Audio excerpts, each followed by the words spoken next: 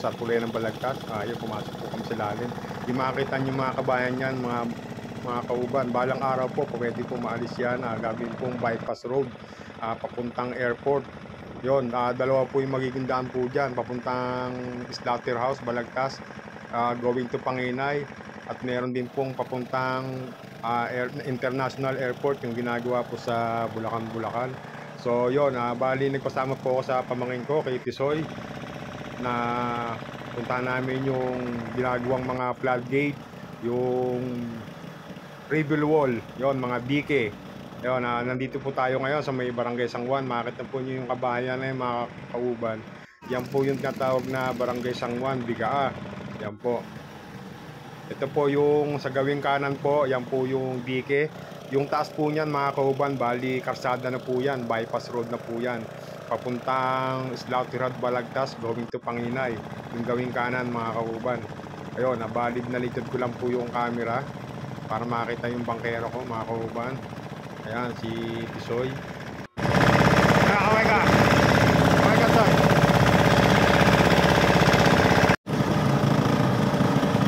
So yun, ito, may nakikita kami rito, mga namamangka. Ayun, matatanaw po sa may malayo yung lugar na pinanggalingan ko. Diyan po kami dati nakatira mga kauban, sa may maraming bahay na yan. Bali lagi po nag-high tide dyan. Ngayon po yung lugar nila na yan, mapapaikutan na po sila ng bike, ng bypass road. Yan, karsada po yung ginagawa na sa taas. Bali na videoan ko na yan mga kauban, matagal na po, last year pa siguro. Kasi po mga salubungan dyan ng dump truck, napakaluwag po nung ginagawa na yan mga kauban. Yan po yung build project ni dating Pangulong Duterte. Ngayon tinutuloy lang po ni Pangulong Bongbong Marcos sa ngayon. Ayan, siyempre ng pamunuan ng local government ng Balagtas. Ayun, makikita rito, ayun may mga ngangkong oh.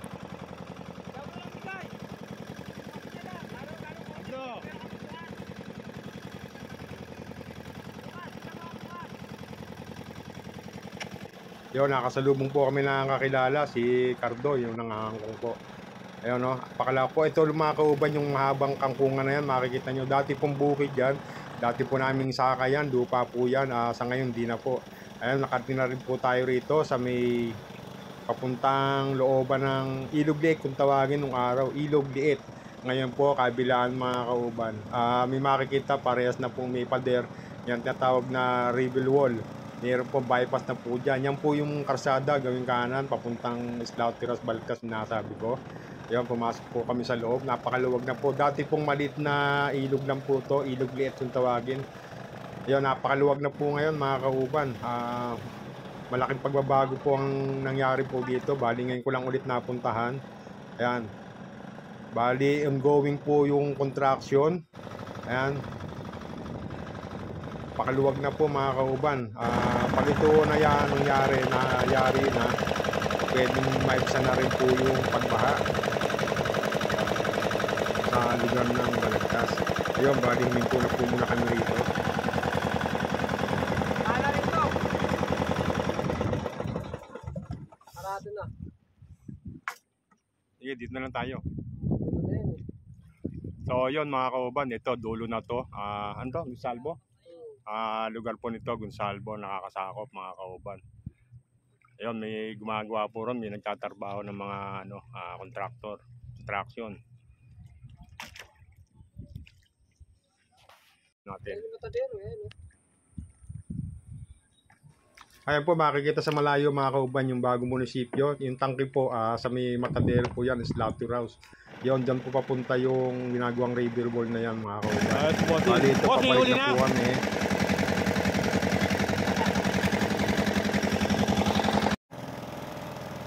Ako nangingisda, namimingwit si kuya. May dala po siyang baril. Namamaril po sa ng mga dalag mga kauban. Bali ito, nasa malaking ilog ulit po kami.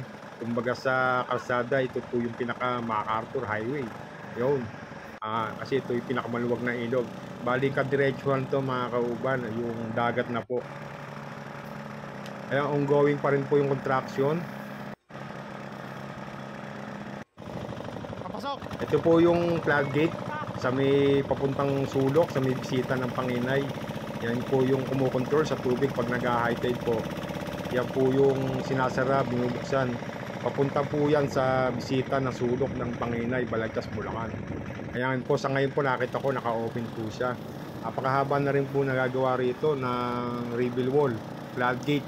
Hindi ko lang po nakita kung ano po ibabaw niya, kung karsada rin po. Pero sabi nung kasama ko, yan, gagawin din pong bypass yan. Papunta nga po ito sa ginagawang airport sa may Bulacan, mga kauban.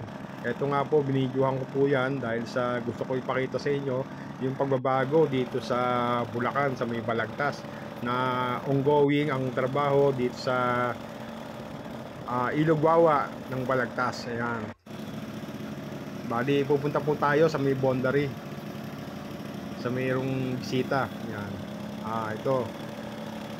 Lakas na rin ng alon dito, mga kauban. Oh. Ayan, makikita nyo po yung backhoe. Patuloy po siyang nag-uukay. Ongoing po yung trabaho rito, mga kauban. Makikita nyo po rito, oh, yan. May gumagawa po, may nagtatrabaho. Daig mo pa nasa Saudi rito, mga kauban, pag ikaw napwesto dyan. Wala kang makakita rito kundi tubig. Kung sa Saudi, buhangin, dito tubig. Wala kang makakausap dyan. Dahil wala pong kabahayan dyan, mga kauban. Bihirang-bihirang may bahay dyan. So may nakita ko rito isang bako, medyo nakatigil. Siguro namamahinga. Ayan. Ayan, dire-diretso pa rin po kami.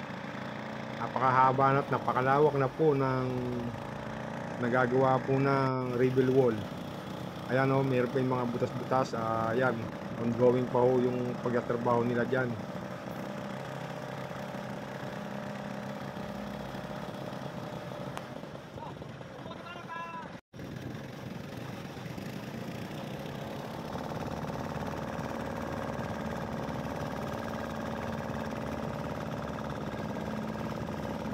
Medyo malakas na alon dito, mga kauban, mapagpag yung bangka namin.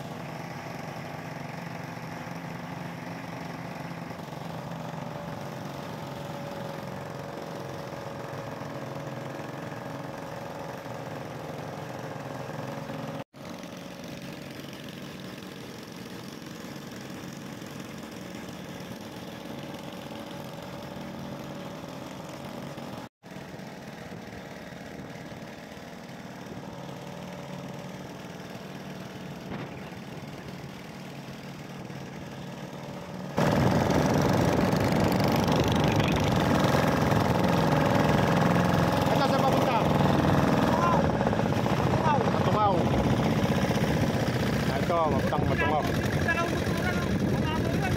Ha?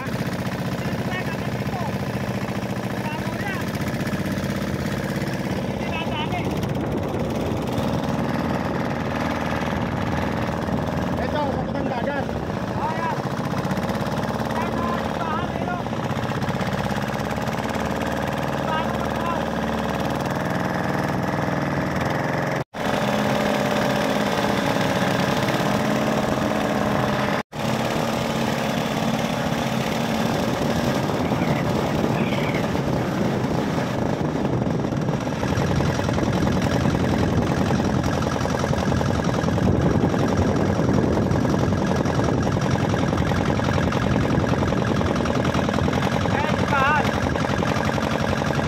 Diyan yung yung kurso hawa. Yan. Yan na yun. Susi pa ba tayo? Hindi. Kaya mapunta airport o. So yun mga kauban, ito po yung bisita. Anong pangalan ng bisita na to? Musawawa. Ito yung sa Cruzawawa kasi balita ko dito po nakakuha sa may lugar na to yung krus ng San Lorenzo ba? Yung krus sa Kawawa sa may Bukawi, yun. Kaya meron po sila ditong bisita. Yeah, okay na, ikot tayo. Ano to, bonda rin ng Tabang tsaka ano? Bukawi. Bukawi, Balagtas? Bukawi, saka Pinuwangan. Ito po, bonda rin po ito ng Pinuwangan. Binuwangan tsaka ng Bukawi tsaka Balagtas po. Dito po naghihiwalay po yung ano ng ilog, ayan po. Merong pong daan dito, ayan.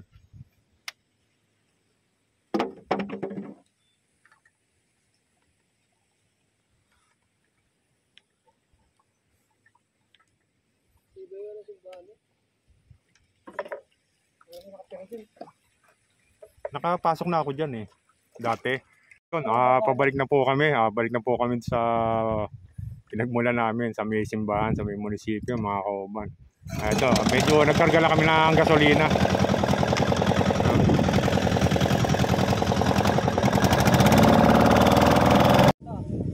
Medyo tumiri kami mga kauban, naparahan po ng basura yung edisin ng motor. Kaya huminto muna kami sandali. Kaya sinubukan muna na panda rin. Kaya hindi pa nga napanda sa unang salida. Yan. Yan, dahil sa may barapaw yata. Yun, naayos na. Yun, sa mga subscriber ko, maraming salamat po. Sa mga hindi po ako nakapag-subscribe, subscribe na po tayo sa Ariel Kauban TV. Maraming salamat po. God bless po sa ating lahat.